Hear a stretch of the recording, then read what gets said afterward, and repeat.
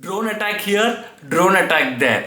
These are the words which we have been hearing in the recent past one too many times.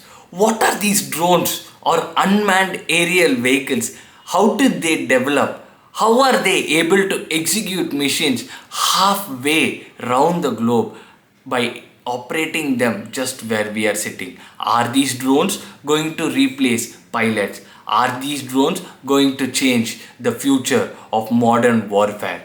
Interestingly, unmanned aerial vehicles have been in play even before the invention of aeroplanes. Unmanned aerial vehicles have been used ever since 1849. They have played an important role in World War II, in Vietnam War, and in a whole lot of conflicts. In addition to warfare, these drones or unmanned aerial vehicles have an important role in agriculture, in reconnaissance, in filming, in delivering goods, as we could see during the COVID time.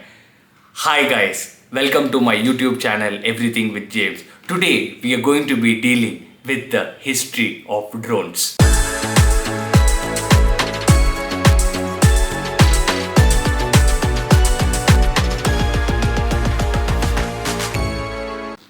Unmanned aerial vehicles are of two types. One is the remotely piloted vehicles which requires the pilot to operate them, and the second is the autonomous type which does not require human intervention.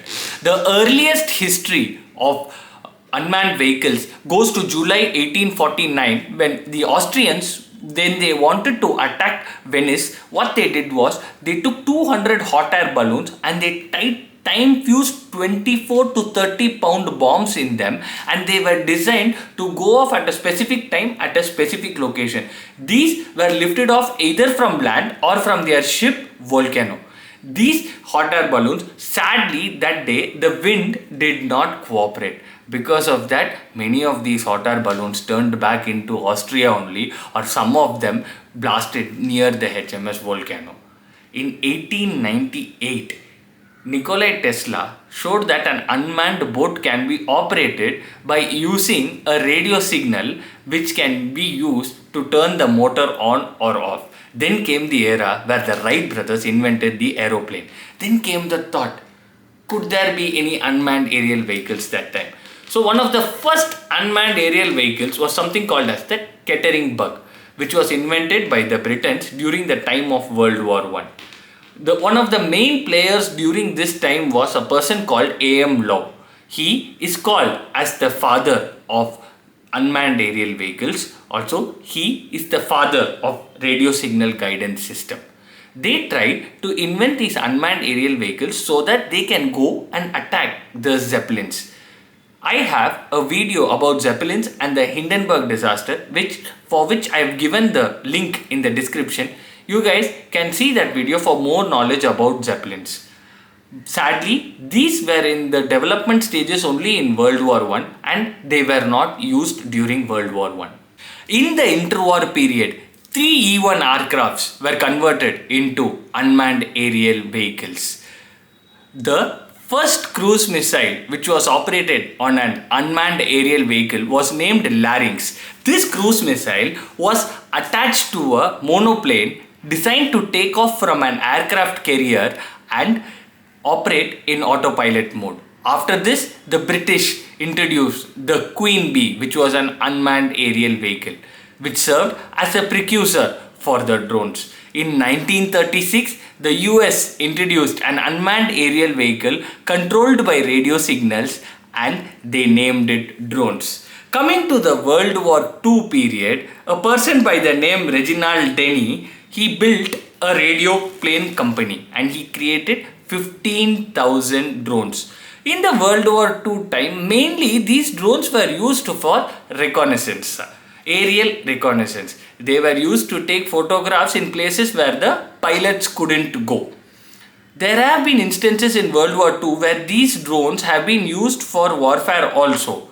For example, the one attack on Solomon and Russell Islands against the Japanese by the United States of America, they tried using these drones. Japanese, on the other hand, they introduced a vehicle called Fugo, which was a hot air balloon attached with a robust ballast system designed to go into the mainland of USA, and the main purpose of it was to cause forest fires. But that did not work out. During that time, under the name Project Fox, they created reconnaissance aircrafts where they connected cameras with 6-inch television screens. Post World War II, the era of nuclear tests began. During that time, these drones were used to fly into radioactive areas where pilots cannot fly due to high radioactivity to collect data of how much radioactivity and other scientific experiments were carried out.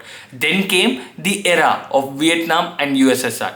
During that time, the U-2 spy planes were very famous. These were manned aerial reconnaissance flights. But one of the pilot named Francis during one of his missions was caught, after which the Unmanned Aerial Vehicle program was formed. In Vietnam War, how they launched these drones were, they launched it from an Hercules aircraft. These drones used to go to specific places to complete their mission.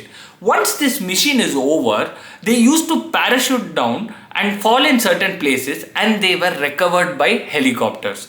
One of the famous drones used during the Vietnam War was by the name Tomcat, which flew 68 missions, which underscored the importance of drones. In the earlier days, drones were also catapulted from the ground. In the era of modern warfare, the war on terror started post the 9/11 attacks, after which the drones have been increasingly used in countries like Afghanistan and Iraq. Today's world, these drones can be launched from anywhere and they can go into the heartland of the enemy's territory. Like we can see what happened with Ukraine and Russia. I have a video on Ukraine's drone attack on Russia. The link is given in the description. You can go into that to see what effect these drones can have. Advantage of these drones are they don't need a pilot. There is less fuel usage. They can stay in air more longer time. Fourth thing is they don't have the ejection system, which adds enormous weight to the.